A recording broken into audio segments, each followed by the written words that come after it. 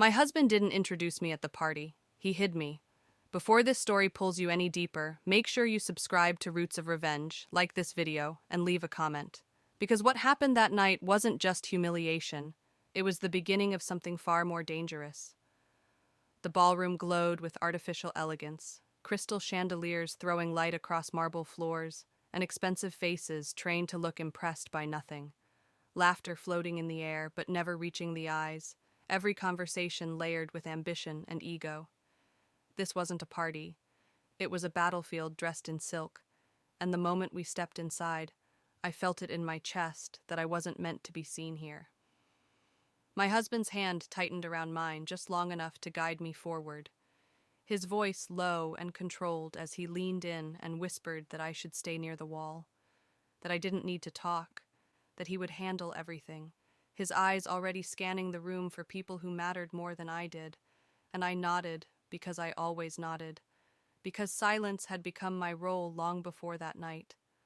The dress I wore was his choice, neutral and elegant and painfully forgettable, designed not to draw attention, not to compete with his presence, just enough to make me look respectable without being memorable. And as he adjusted the cufflinks I had bought him years ago, I realized how carefully he curated every detail of his life, including how invisible his wife needed to be for his image to stay intact. The moment someone important caught his eye, he released my hand and said he'd be right back, already stepping away, his professional smile snapping into place as he disappeared into a circle of executives who greeted him warmly, and he never once looked back. I drifted toward a marble column, instinctively choosing the shadows, wrapping my fingers around a glass of champagne. I had no intention of drinking, just to give my hand something to do, while fragments of conversations floated past me about mergers, scandals, divorces spoken about like entertainment, names dropped casually, fortunes referenced like spare change, and with every word I felt smaller, reduced to a silent accessory in my own marriage.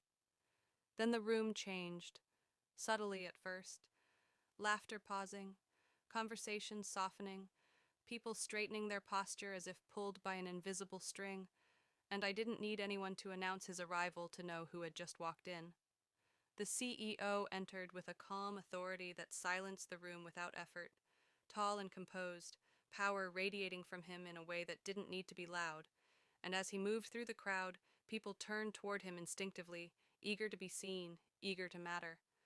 I saw my husband notice him instantly from across the room, his body language shifting, his urgency obvious as he excused himself and moved toward the center of attention.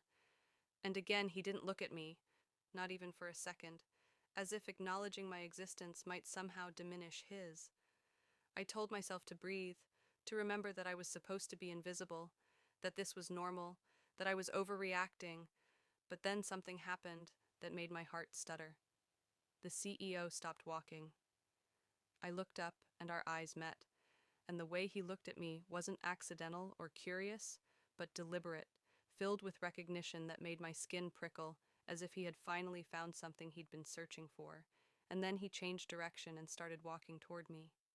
Every step felt impossibly loud in the sudden silence, whispers rippling through the crowd, phones subtly angling, and I felt exposed, pinned in place by a gaze that refused to let me disappear, my instincts screaming at me to move, to hide, to find my husband, but my body refused to obey.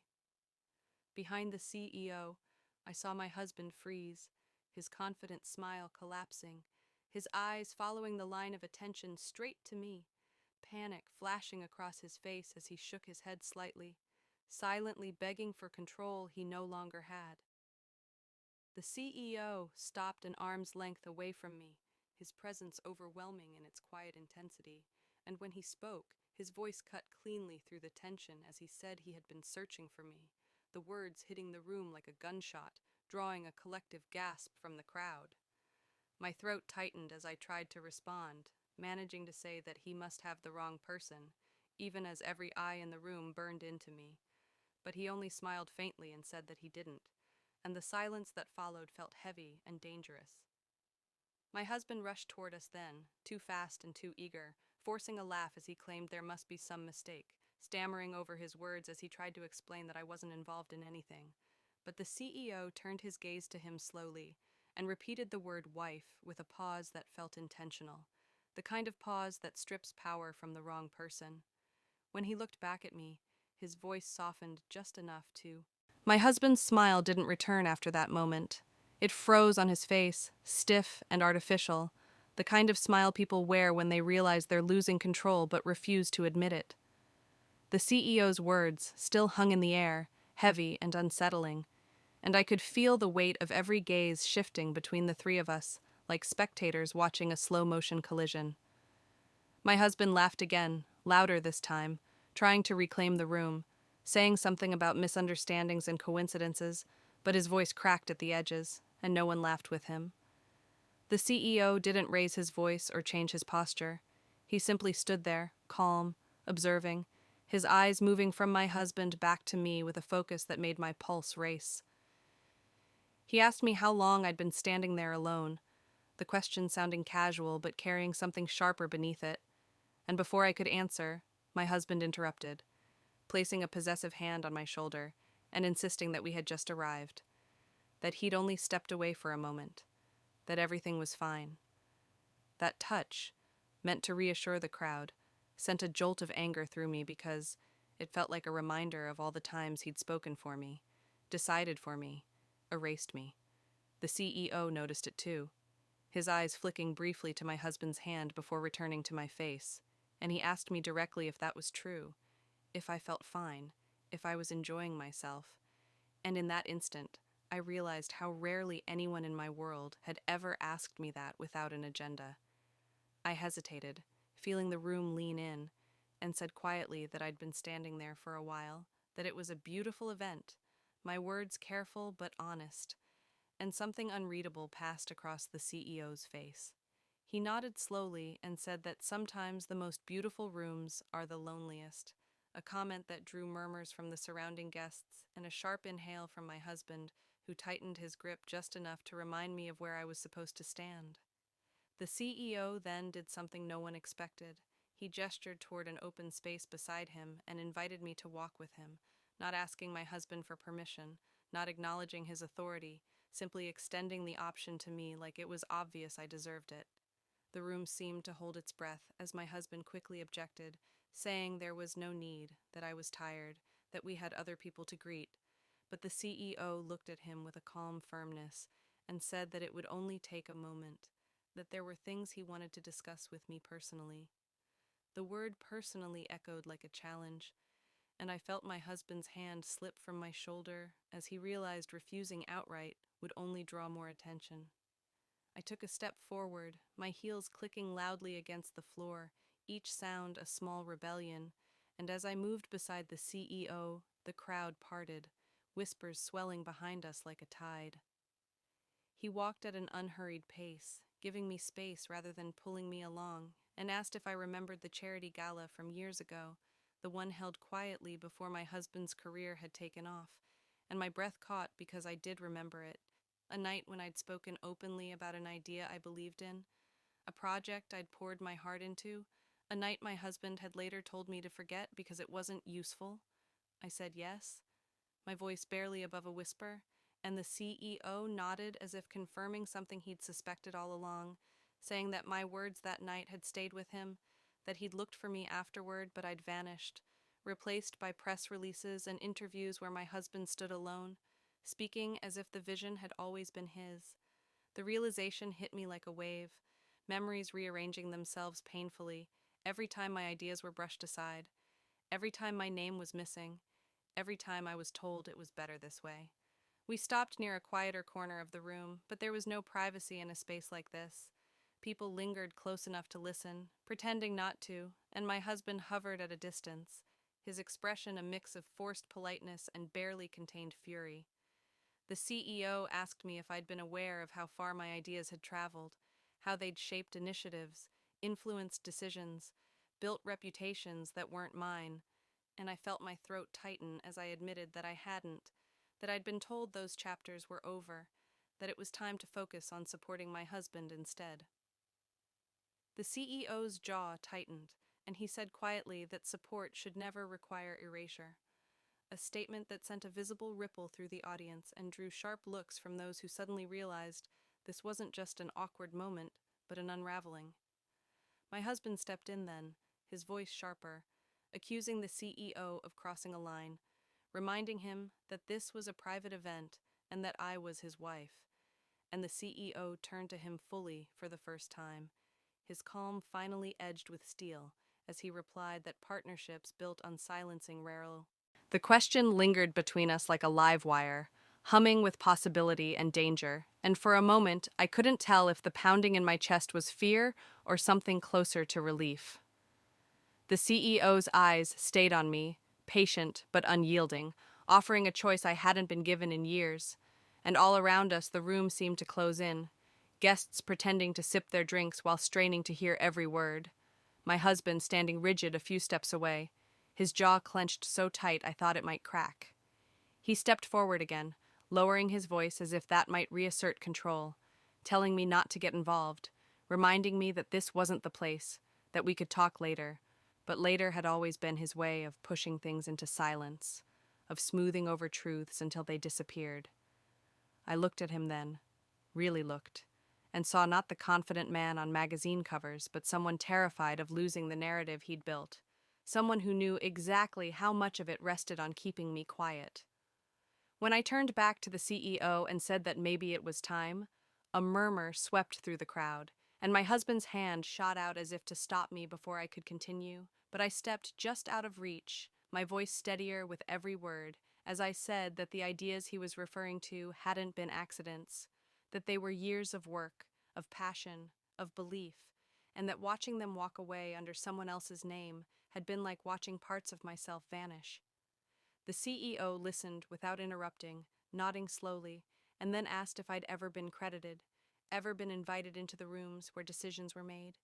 And I shook my head, the simple motion feeling heavier than any speech, while the crowd reacted audibly, gasps and whispers breaking the polished calm of the event.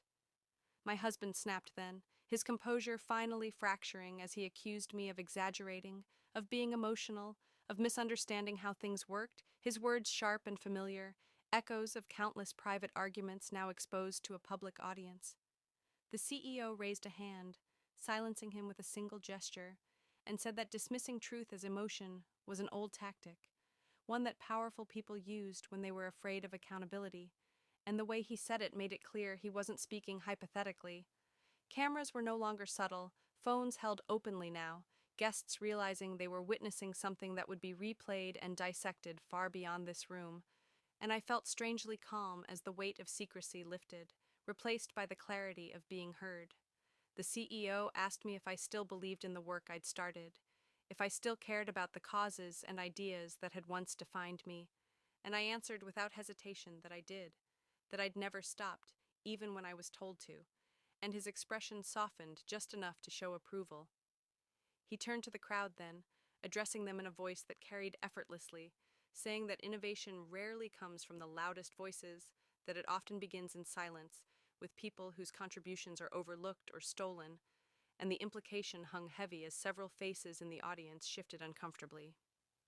My husband tried once more to interject, claiming that this was a misunderstanding being blown out of proportion, that our marriage was private, but the CEO replied that when private dynamics fuel public success, they stop being private. And the applause that followed was hesitant at first, then grew, filling the room with a sound that felt like a verdict. I felt my throat tighten again, this time with something dangerously close to hope, as the CEO turned back to me and said that he hadn't just been searching for me to satisfy curiosity, that he believed there was unfinished business, opportunities that had been delayed but not destroyed, and that the question now wasn't what my husband wanted, but what I wanted. The room went quiet once more, every eye on me, my husband staring as if he didn't recognize me anymore. And in that charged silence, I realized that whatever happened next, the version of myself who'd been hidden against the wall no longer existed, because speaking the truth had already changed the story, and the consequences were finally catching up.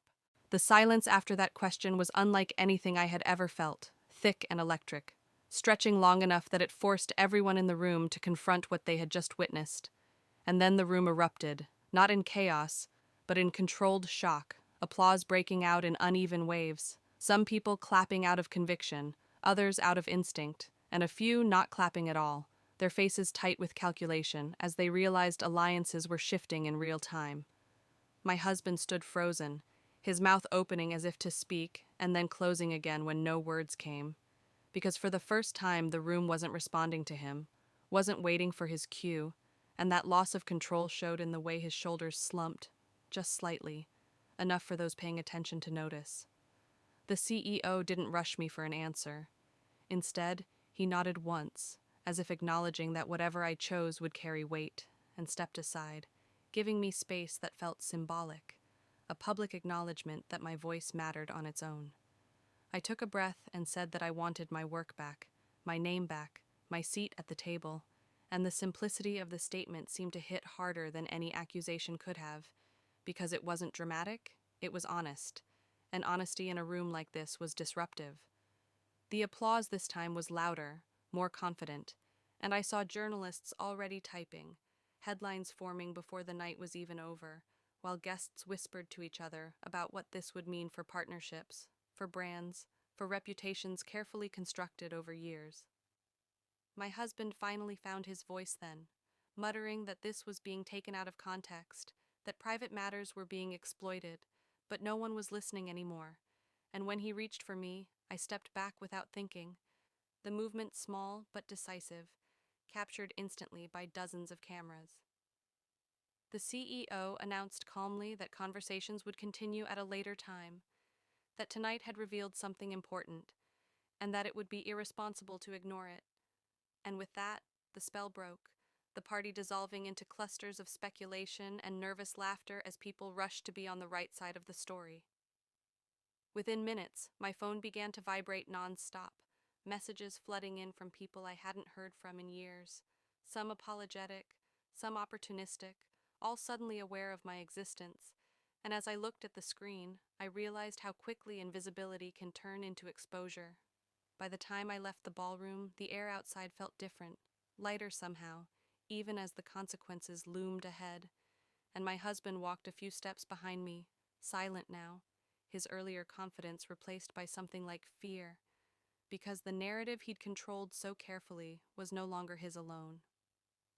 Overnight, the footage spread everywhere, dissected across social media, clips looping endlessly, with captions arguing over blame, empowerment, betrayal, people choosing sides without knowing the full story, hashtags forming around my name, my face suddenly familiar to millions who had never known I existed. News outlets framed it as a confrontation, a reckoning, a moment that exposed the quiet dynamics behind public success, while commentators debated whether it was courage or calculation. And through it all, I watched from a distance, strangely calm, because for the first time the truth was out in the open, no longer something I carried alone. Offers came, interviews were requested, and with each new development it became clear that what had started as an attempt to hide me had instead revealed something far bigger. A reminder that silenced voices have a way of echoing when they're finally heard. This wasn't the end of my story, or even the climax, but it was the aftermath of a single moment that changed everything. And now I want to know what you think. Was this justice, betrayal, or long overdue accountability? Share your opinion in the comments, and don't forget to subscribe to Roots of Revenge for more explosive, emotional stories where the truth refuses to stay hidden.